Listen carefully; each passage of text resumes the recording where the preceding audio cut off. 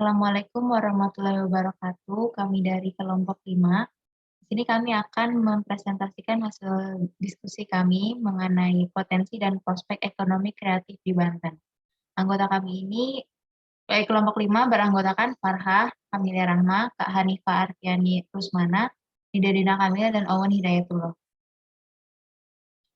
Yang akan kami bahas pada presentasi kali ini yaitu pertama industri gerabah, 2 batik Banten, 3 kuliner, 4 kesenian, 5 kerajinan tangan, 6 destinasi wisata, dan terakhir kawasan ekonomi khusus. Bahasan pertama yaitu industri gerabah yang akan disampaikan oleh Owen. Kepada Owen, dipersilakan. Ya, yang pertama itu industri gerabah. Perlu kita ketahui bersama, industri gerabah adalah usaha untuk memproduksi barang-barang jadi dari bahan baku atau bahan mentah melalui suatu proses penggarapan dalam jumlah besar. Sehingga barang-barang itu bisa diperoleh dengan harga satuan yang serendah-rendahnya. Tetapi tetap dengan mutu setinggi mungkin. Salah satu industri rumah tangga yang masih mampu bertahan di tengah persaingan industri kreatif adalah gerabah. Sektor industri ini termasuk ke dalam sektor kerajinan yang masih terus dikembangkan karena dapat memberikan dampak positif bagi perekonomian masyarakat terutama di pedesaan. Bahan baku berupa tanah liat cukup tersedia di wilayah Banten dan tekstur yang sangat bagus digunakan untuk membuat gerabah. Ketersediaan bahan baku yaitu tanah liat yang bagus namun kurang dioptimalisasi terdampak pada masalah yang dihadapi pengrajin terkait bahan baku yaitu berupa tanah liat yang dijual secara ilegal oleh para oknum. Para pengrajin mengatakan penjualan tanah liat ke Bali sudah berlangsung bertahun-tahun dan sempat berhenti beberapa tahun karena adanya reaksi keras dari para pengrajin yang tidak setuju. Sekitar setiap 1 bulan sekali bahan baku berupa tanah liat dijual dengan harga 4 juta rupiah setiap 1 mobil truk fuso. Dampak buruk yang timbul dari penjualan tanah liat ke Bali bagi perkembangan pengrajin gerabah di Serang yaitu menurunnya omset penjualan karena konsumen lebih memilih gerabah yang diproduksi dari Bali daripada gerabah yang dari Serang. Sebagian para pengrajin gerabah dari Serang dibawa ke Bali sebagai buruh untuk membuat gerabah di sana. Baik, terima kasih. Yang selanjutnya yaitu batik Banten yang akan disampaikan oleh Farhah. Kepada Farhah, dipersilakan. Oke, baik. Terima kasih, moderator. Selanjutnya di sini ada beberapa macam batik dari Banten. Yang pertama ada motif sabangking, yaitu motifnya itu berupa segi 4 dengan tumpulan dan sisi-sisinya yang berbulu. Yang kedua ada motif Mandalika, bisa dilihat di gambar. Ini motif dasar berupa belah ketupat dengan bentuk bunga berada di tengah-tengah dalam sebuah bintang. Bisa di next. Yang ketiga ini ada motif Sri Manganti, yaitu motif dasar berbentuk tumpal bergerigi ganda dan ceplok lingkaran, serta setengah bulatan dalam lingkaran. Yang keempat ini ada batik Pasepen, yaitu motif dasar persegi 4 berbentuk bunga dan lingkaran polos berjajar 4 buah, serta motif dasar booh berupa tumpal. Bisa di next. Selanjutnya ada motif pejantren, yaitu motif dasar berupa bunga cengkeh dalam lingkaran dengan variasi motif bunga-bunga setengah lingkaran dari motif dasar. Yang selanjutnya ada batik Pasaman, yaitu motif dasar berupa belah ketupat dan juga lingkaran yang berada dalam lingkaran segi 4. Bisa di next. Selanjutnya ini ada motif kapurban, yaitu motif dasar berbentuk ketupat dengan hiasan berupa bunga, variasi motif berupa figura berbentuk spiral, dan booh segitiga berbentuk bunga. Lalu ada motif kawangsan, yaitu motif dasar berupa bunga bergerigi, variasi motif berbentuk daun dan buah dengan motif dasar berupa belah ketupat dan juga lingkaran polos. Bisa di next. Lalu ada motif pamarenggan, yaitu motif dasar belah ketupat dengan bunga yang berada di tengah-tengahnya, memiliki variasi motif semacam sayap kupu-kupu. Lalu ada motif surasowan, yaitu motif dasar tumpul bergerigi dengan hiasan bunga, variasi motif berupa daun dan motif dasar pada booh berbentuk belah ketupat dan lingkaran polos. Bisa di next. Selanjutnya ada motif pancaniti, yaitu motif dasar belah ketupat, berbentuk bunga dan lingkaran polos yang berada di tengah-tengahnya bunga matahari. Lalu ada motif datulaya, yaitu motif dasar belah ketupat, berbentuk bunga dan lingkaran dalam figura sulur-sulur daun. Oke, bisa di-next. Saya kembalikan kepada moderator.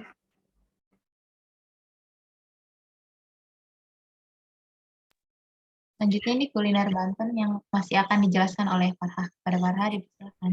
Oke, baik, terima kasih. Selanjutnya ada macam-macam kuliner dari khas Banten. Yang pertama ada pecak bandeng, yaitu makanan khas Serang. Makanan ini umumnya dibuat untuk makanan para petani saat berada di sawah untuk makan siang. Yang kedua ada nasi bakar sumsum, yaitu menjadi ciri khas masyarakat Banten, yaitu berbentuk nasi yang sudah dibumbui rempah dan dibungkus oleh daun pisang, kemudian dibakar. Tolong di next. Yang ketiga ada ketan bintul. Kudapan ini sering dijadikan menu berbuka puasa oleh masyarakat Banten. Makanan ini terbuat dari beras ketan yang ditumbuk sampai hancur dan ditambahkan bumbu berupa garam dan gula, atau juga bisa dengan serundeng sesuai dengan selera. Yang keempat ini ada opak Banten, terbuat dari dua bahan baku utama, yaitu tepung beras ketan dan juga tepung tapioka. Nah, adonannya dibuat lebih lembut dan halus sehingga tidak memiliki tekstur kasar di atasnya ketika digoreng. Bisa di next. Selanjutnya ada kue jojorong. Ciri khasnya adalah teksturnya yang lembut dan lumer di mulut dengan rasa gurih dan manis. Sering dijadikan sebagai menu sarapan masyarakat Banten, dan kue jojorong ini terbuat dari tepung kanji, tepung beras, dan juga gula merah. Selanjutnya ada gipang. Kudapan ini juga mudah ditemui di hari raya seperti Idul Fitri ataupun Idul Adha.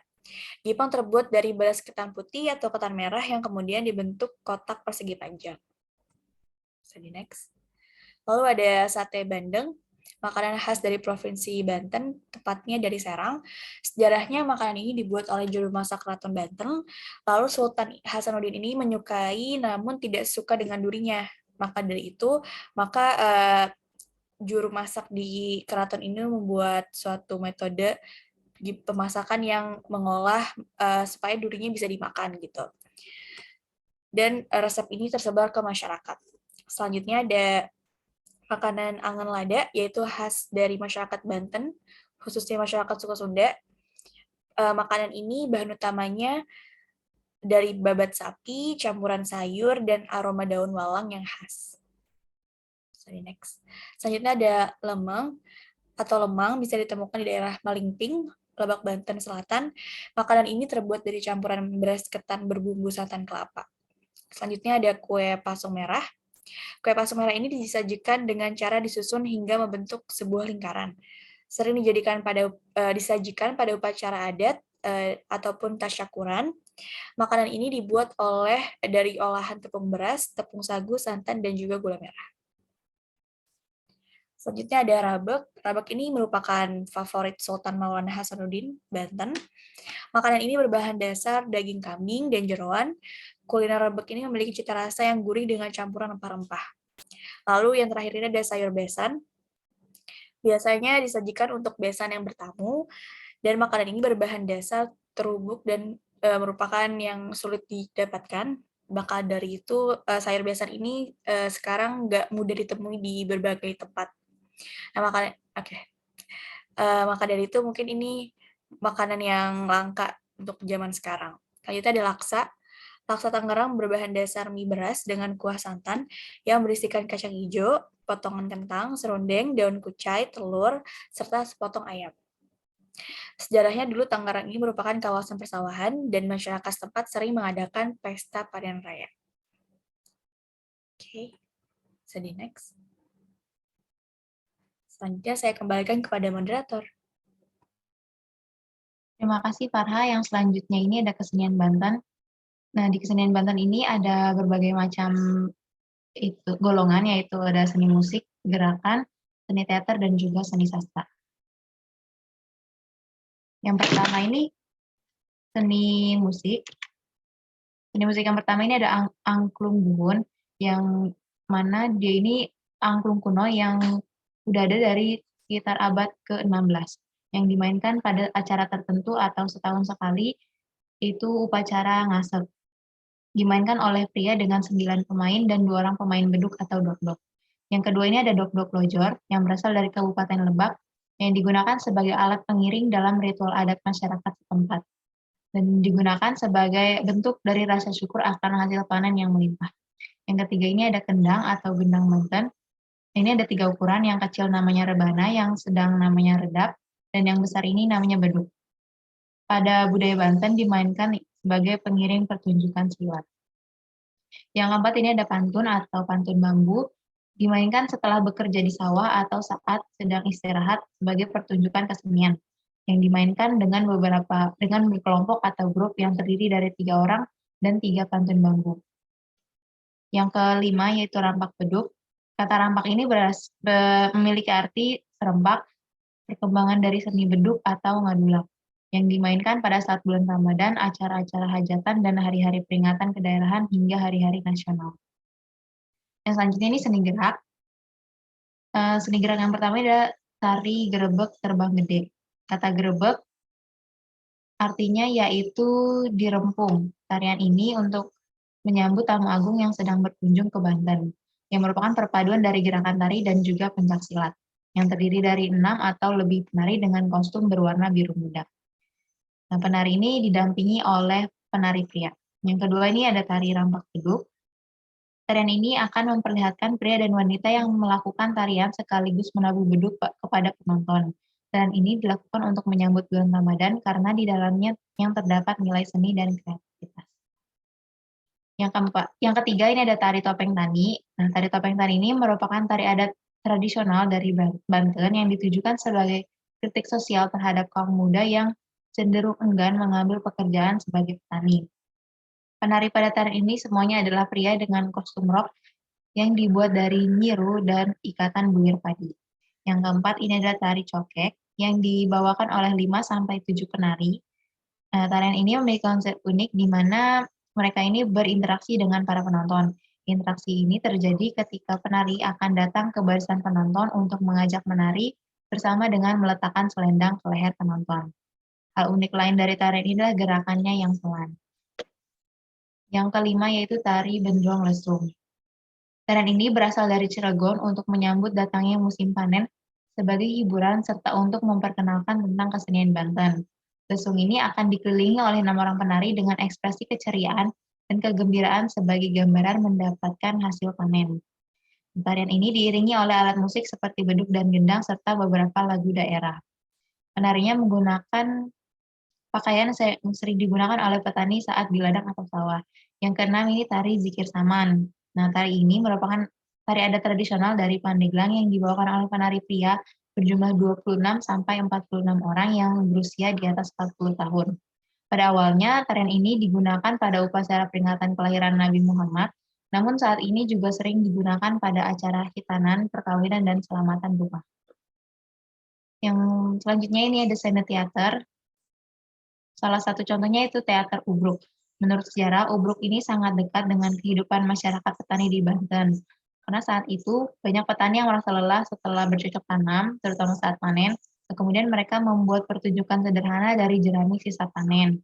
Para pemain dituntut untuk berimprovisasi tanpa menghafalkan naskah, lalu nanti akan diberikan suatu tema khusus yang telah diberikan oleh sutradara. Pengisi teater ini seperti pemain, nayaga, pemusik, hingga penonton akan bertumpuk di satu tempat yang sama. Yang selanjutnya ini ada seni sastra. Sejarah Banten merupakan nama dari sekumpulan karya sastra sejarah tradisional yang berbentuk babat, yang menceritakan sejarah Kesultanan Banten, yaitu sejak kedatangan Syarif Hidayatullah dan Maulana Hasanuddin ke Banten hingga mendekati masa-masa akhir menjelang keruntuhan Kesultanan Banten tersebut. Sejarah Banten ini ditulis dengan menggunakan bahasa Jawa dengan aksara Jawa atau huruf Arab Paguan. Sebagian besar naskah tersebut berbentuk tembang dan sebagian kecilnya berbentuk gancaran atau prosa. Saat ini diketahui setidaknya terdapat 23 naskah sejarah Banten dan sejenisnya yang tersebar di berbagai tempat penyimpanan baik di dalam maupun di luar negeri. Yang selanjutnya ini ada kerajinan tangan yang akan disampaikan oleh Awan. Kepada Awan dipersilahkan. Ya, selanjutnya itu yaitu kerajinan tangan. Bisa di next slide. Ya, di sini ada Geraba Bendulu. Geraba satu ini cukup terkenal di kalangan wisatawan, terutama wisatawan yang sering berkunjung ke Pantai Anyar. Hal itu dikarenakan Geraba satu ini memang sering dijual di sekitaran area tempat wisata tersebut. Selain berbentuk dan digunakan sebagai alat dapur, Geraba Bendulu juga mempunyai nilai seni yang tinggi. Maka tak heran bila geraba ini juga sering dijadikan cindera mata sekaligus pajangan bagi para wisatawan. Selanjutnya itu ada Geraba Bumi Jaya. Para pengrajin geraba ini berasal dari Desa Bumi Jaya yang memang terkenal sebagai kampung pengrajin geraba di Banten. Karena berasal dari Desa Bumi Jaya, maka tidak mengherankan jika geraba ini dinamai dengan Geraba Bumi Jaya. Ciri khas utama kerajinan tangan ini adalah berbentuk yang menyerupai geraba zaman klasik dan dikenal sebagai geraba yang kuat. Adapun sebab yang membuat geraba ini kuat adalah bahan dasarnya yang berupa tanah lempung berkualitas baik. Ya. Yaitu yang ketiga ada kerajinan bambu ciakar. Kerajinan bambu ciakar ini ada di Kabupaten Tangerang, memiliki potensi besar di bidang seni karya yang memiliki potensi ekspor. Terletak di Desa Ciakar, Kecamatan Ponorogo, Kabupaten Tangerang. Jarak dari kota Tangerang 10 km atau 5 km dari Kecamatan Curug. Akses menuju lokasi cukup baik, dapat dijangkau dengan kendaraan pribadi maupun umum. Telah memproduksi berbagai macam seni kerajinan yang terbuat dari bambu dan rotan, seperti alat-alat rumah tangga, hiasan lampu, dan pernak-pernik lainnya, yang sangat potensi untuk dijadikan cindera mata yang layak dijual kepada wisatawan. Yang keempat yaitu ada kerajinan tas. Ada juga tas unik dari bahan pelepah pisang. Selain bahan baku pelepah pisang juga memakai bahan baku alam lainnya seperti pandan, eceng gondok, bambu, angel, dan serat nanas. Proses dengan nyaman yang sedemikian rupa sebagian menjadi produk kerajinan tangan yang menarik dan bernilai jual tinggi. Produk lazim dipakai sebagai pelengkap fashion atau untuk kaum wanita. Kapasitas produk yang dapat kami hasilkan selama 1 bulan sekitar 300 piece per bulan. Lokasi bertempat di Kecamatan Pondok Aren, Tangerang Selatan. Selanjutnya saya serahkan ke moderator. Terima kasih Owen. Yang selanjutnya ini ada destinasi wisata dan kawasan ekonomi khusus yang akan disampaikan oleh Kak Hanifah kepada Kak Hanifah, dipersilahkan. Terima kasih moderator. Ya, yang selanjutnya itu ada destinasi wisata. Kepopuleran potensi alam yang dimiliki Banten, maka pemerintah telah banyak menjalankan program-program untuk membuat orang tertarik datang ke destinasi wisata yang ada di Banten. Di Banten sendiri, itu ada beberapa destinasi wisata yang ada di Banten. Contohnya yaitu wisata alam, wisata religi, dan wisata budaya. Wisata alam contohnya yaitu Pantai Anyar dan Taman Nasional Ujung Kulon. Wisata budaya yaitu Kampung Baduy, dan wisata religi yaitu Masjid Agung Banten. Next. Selanjutnya itu ada kawasan ekonomi khusus.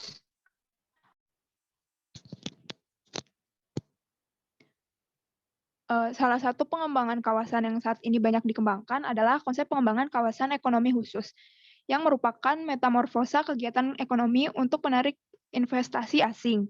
Melalui Peraturan Pemerintah Nomor 26 Tahun 2012, Tanjung Lesung ditetapkan sebagai kawasan ekonomi khusus pariwisata. Eksistensi kawasan ekonomi khusus semakin kuat karena memacu masuknya investor asing ke Indonesia dan menambah pendapatan daerah serta menekan urbanisasi ke kota besar, menciptakan lapangan pekerjaan, menyerap tenaga kerja, serta menumbuhkan ekonomi kawasan yang berdaya saing global guna meningkatkan perekonomian nasional, menciptakan destinasi wisata unggul bagi siapapun. Saya kembalikan ke moderator. Baik, terima kasih. Itu dia merupakan hasil presentasi dari kelompok kami. Kurang lebihnya mohon maaf. Wassalamualaikum warahmatullahi wabarakatuh.